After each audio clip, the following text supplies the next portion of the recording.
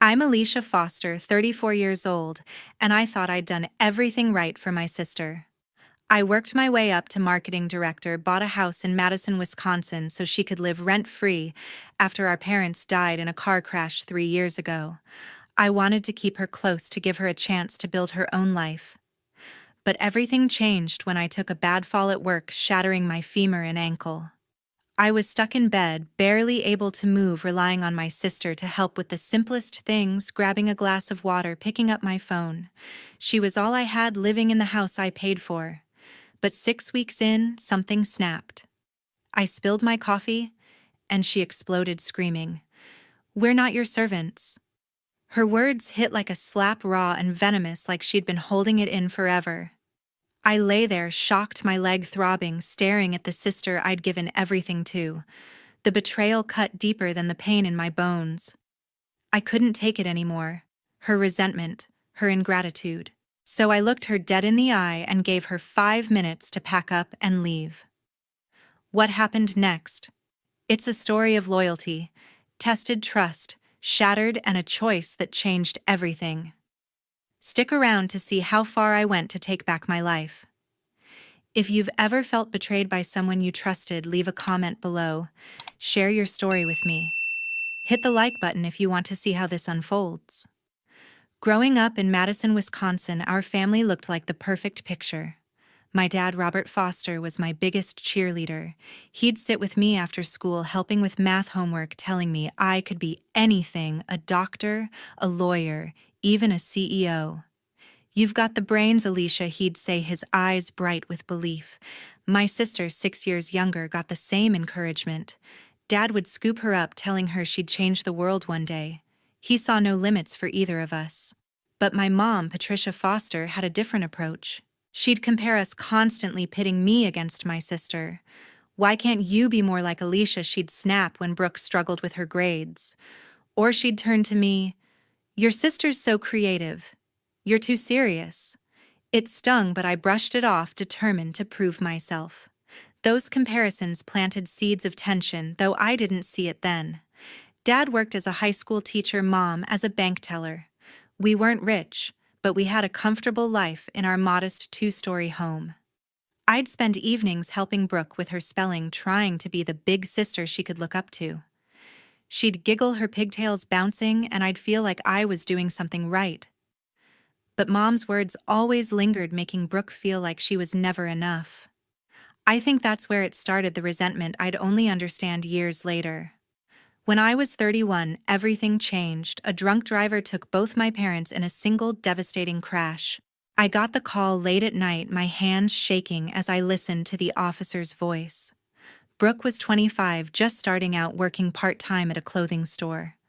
She was shattered, barely able to get out of bed for weeks. I stepped up, not just as her sister, but as the one who had to hold it together. I'd already built a solid career as a marketing director at a fashion company in Madison.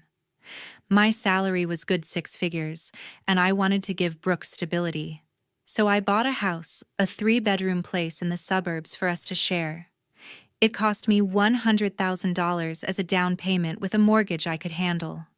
The house was modern, with enough space for Brooke to have her own room, a guest room for friends, and a cozy office for me.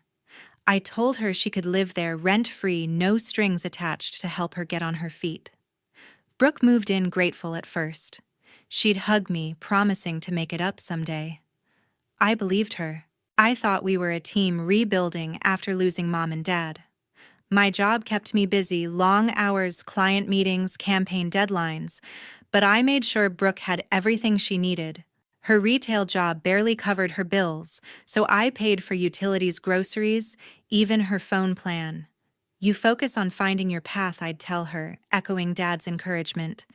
She'd nod, but sometimes I caught a flicker of something in her eyes, envy maybe, or frustration. I ignored it, chalking it up to grief. Looking back, I should have paid more attention. Mom's comparisons had left scars, and Brooke was carrying them in ways I couldn't see. I thought giving her a home would bring us closer, like Dad always wanted. But those early tensions, the ones I brushed off as a kid, were simmering beneath the surface, waiting to boil over. I kept working, kept paying, kept hoping Brooke would find her way. I didn't know how wrong I was about her, or how much I'd sacrificed for someone who'd turn on me when I needed her most.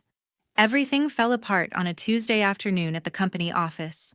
I was rushing down the stairs to a client meeting, heels clicking, mind racing with the next campaign pitch. I don't know what happened, a loose step, a moment of distraction, but my foot slipped, and I tumbled, my body slamming against the metal railing. Pain ripped through my leg like a bolt of fire. I tried to stand, but my right leg buckled and I collapsed, gasping for breath. Coworkers crowded around, their voices a frantic hum as someone called for help. At the hospital, Dr. Patricia Walsh, an orthopedic surgeon, broke the news: a fractured femur and a shattered ankle.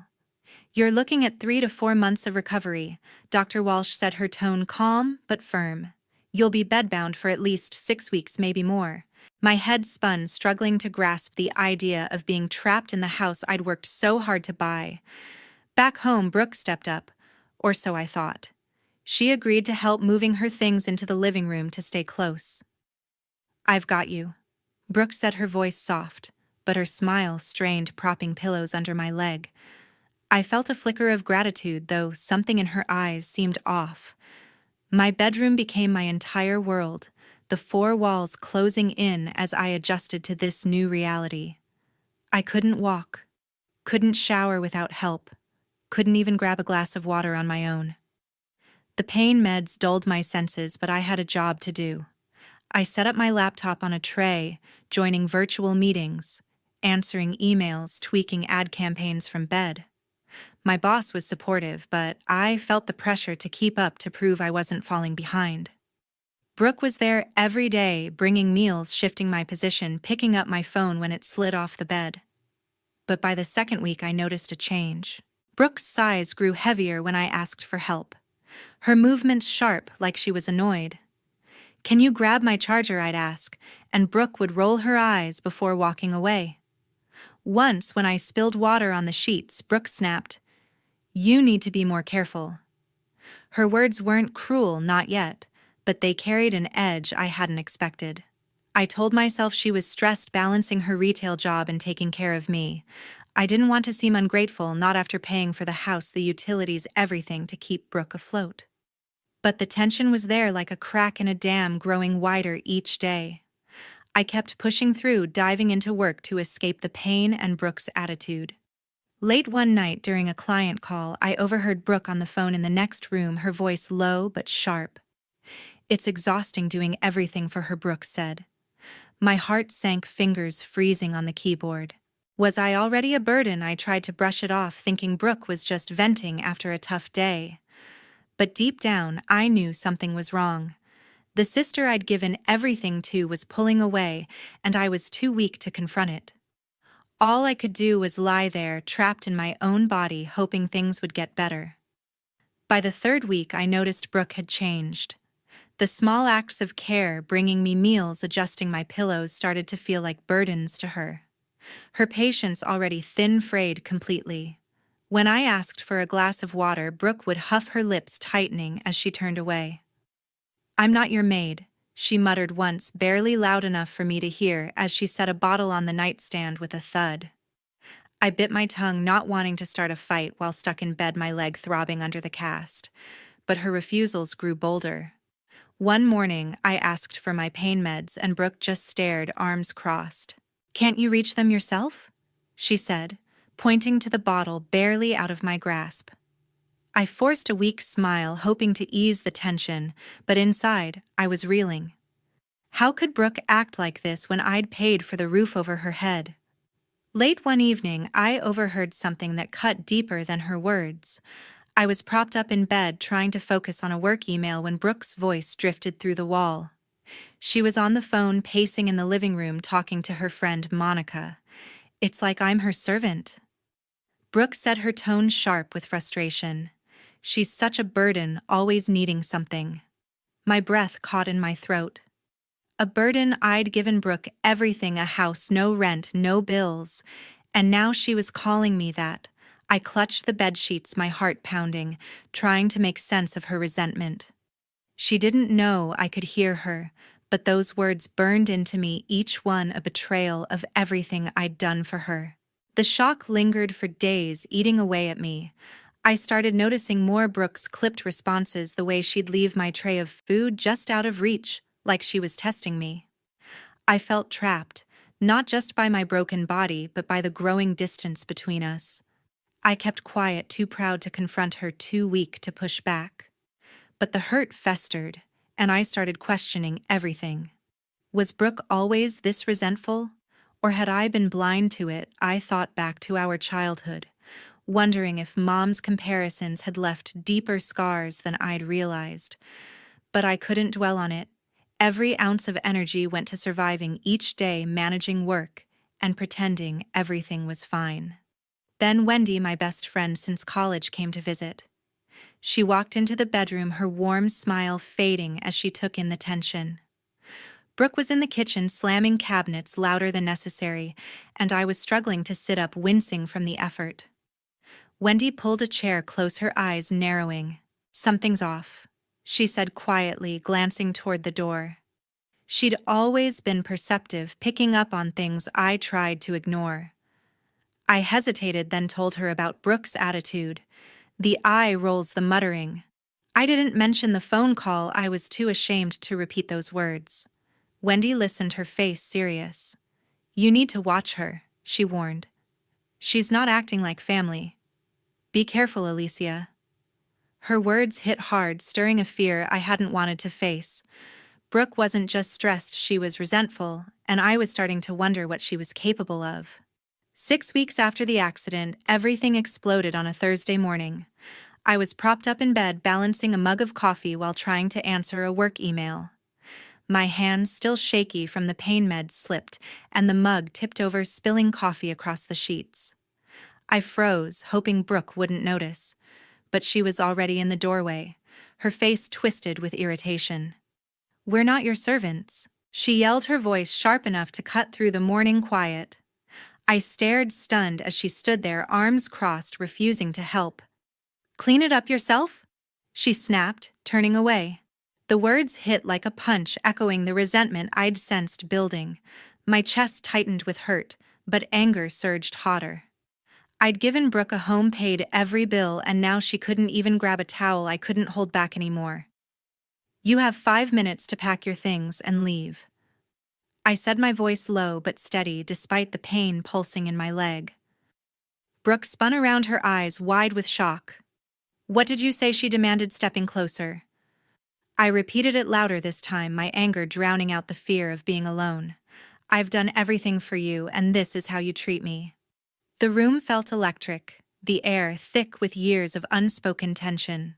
Brooke's face flushed red, and she started shouting, accusing me of holding the house over her head, of acting like I was better than her. I shot back, my voice shaking. "You've been living here for free, and you call me a burden." The argument escalated, words flying like knives. In the heat of it, I grabbed my phone to check a notification from my bank, something I hadn't done in weeks, too consumed by recovery. My heart stopped.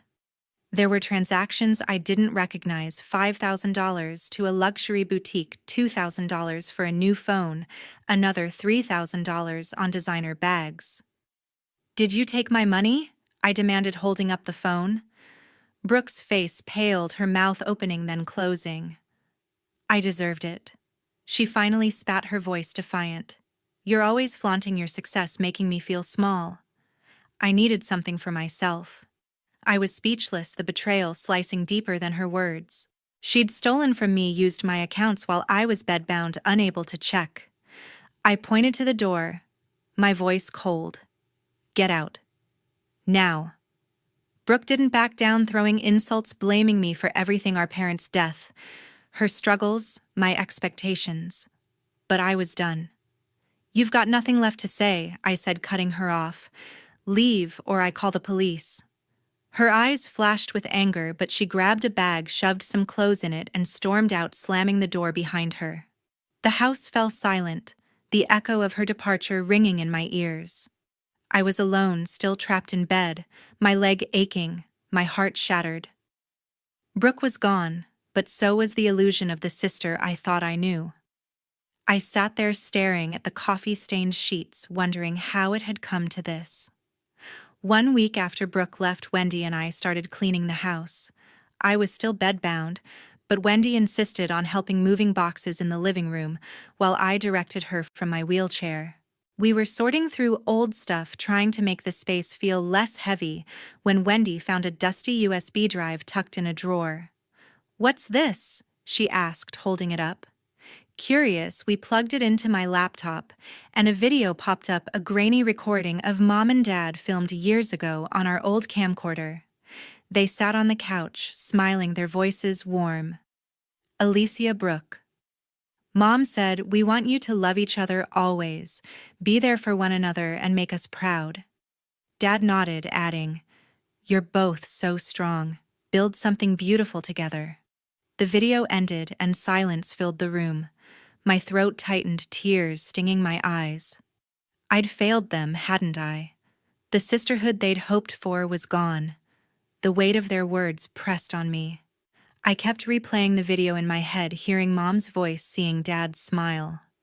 Had I been too harsh, kicking Brooke out? Part of me wondered if I'd pushed her too far, if my anger had been cruel. But another part whispered that maybe this was what Brooke needed, a wake-up call to face her actions, to grow up. Maybe cutting her off was the only way to set us both free. Still, the guilt gnawed at me, twisting with the pain of Brooke's betrayal. I'd given her everything, a home, stability, and she'd stolen from me. Was I wrong to hope she'd change, or was this the final break we'd both needed? I didn't have answers, only questions that kept me up at night. Determined to understand the full scope of Brooke's actions, I dug deeper into my bank accounts. I'd only glimpsed the transactions during our fight, but now with Wendy's help, I pulled up every statement. The numbers confirmed my worst fears. Brooke had transferred $10,000 to cover her credit card debt, racked up on luxury purchases, designer clothes, jewelry, even a spa weekend. I stared at the screen, my hands shaking. She hadn't just taken my money. She'd used it to live a life I was paying for while calling me a burden behind my back. Wendy squeezed my shoulder, her voice gentle but firm. "You didn't deserve this," she said. "She made her choices." Her words helped, but the sting of betrayal lingered, sharper than the pain in my leg. That's when I knew I needed help to process it all. Wendy recommended a therapist, Dr. Daniel Carter, who specialized in family trauma. I booked a virtual session, nervous but desperate to untangle the mess of emotions: guilt for failing Mom and Dad, anger at Brooke, hurt from her theft. Dr. Carter listened as I poured out the story, his calm presence grounding me. "You're carrying a lot," he said, his voice steady. "It's okay to feel guilty, but you didn't break this bond alone. Brooke's actions have consequences." He suggested journaling to sort through my thoughts, to rebuild my sense of self. I left the session feeling lighter, not healed, but hopeful. Brooke was gone, and the truth was out. Now I had to figure out who I was without her shadow. I decided to take action right after uncovering the truth. Brooke's betrayal, stealing $10,000 from my account, couldn't go unanswered. I contacted my bank, my hands trembling as I explained the unauthorized transactions. The representative was thorough, pulling up records of the transfers to Brooke's credit card for luxury purchases. "We'll file a fraud report," she said, her voice professional but empathetic. This could impact her credit significantly.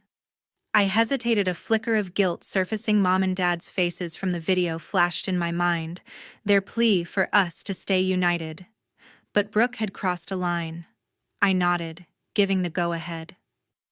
Days later, I learned the bank had frozen Brooke's accounts and flagged her credit, leaving her to face the consequences of her actions. She'd have to figure out how to survive on her own without my safety net. With Brooke gone, I couldn't manage alone, still confined to a wheelchair with my leg in a cast. Wendy connected me with Pamela Morgan, a home care nurse with a warm smile and steady hands. Pamela arrived the next week, helping me with daily tasks: bathing, dressing, getting to the bathroom, things Brooke had begrudged. "You're doing great," Pamela said one morning, adjusting my leg brace with care. Her kindness eased the sting of being dependent, but I knew I needed to push forward physically. My doctor referred me to Jason Reed, a physical therapist who specialized in post-fracture recovery. Jason's sessions were grueling, guiding me through exercises to rebuild strength in my leg. Small steps, he'd say, steadying me as I gripped the parallel bars, sweat beading on my forehead. Each session was a reminder of how far I had to go, but also how far I'd come. Wendy became my anchor through it all. She stopped by almost daily, helping me reorganize the house to make it more accessible, moving furniture, setting up a ramp, even sorting through old papers Brooke had left scattered. One evening, as we sat with takeout pizza, Wendy looked at me, her eyes serious. "You've been carrying Brooke for too long," she said. "It's time to focus on you. Your health, your career, your peace." Her words hit hard, cutting through the fog of guilt and hurt. She was right. I'd spent years putting Brooke's needs above my own, thinking it was my duty as the older sister. Wendy pushed me to set new routines, morning stretches with Pamela, work-from-home schedules, even small moments like reading a book, without worrying about Brooke's chaos. Slowly, I started feeling like myself again, not just a caretaker. The hardest truth came in quiet moments when I realized I couldn't save my relationship with Brooke. I'd tried for years, paying her bills, giving her a home, hoping she'd grow into the sister Mom and Dad wanted her to be. But her actions, stealing, lying, blaming me, showed she wasn't ready to change. I thought about calling her, maybe offering one last chance. But Dr. Carter's words from our therapy sessions echoed, "You can't control her choices, only your boundaries." I pictured Brooke out there struggling without my support, and part of me ached for her. But I'd given enough. Letting her go wasn't just about protecting myself. It was about accepting that some bonds, even family, can't be forced. I turned my focus inward, determined to rebuild my life one painful step at a time. 6 months later, I stood in the backyard of the house for the last time. The for sale sign was already up, the grass neatly trimmed for the open house. I decided to let go of the place that held so many memories, some warm, most painful. The house was too big for me alone, too heavy with the weight of Brooke's betrayal.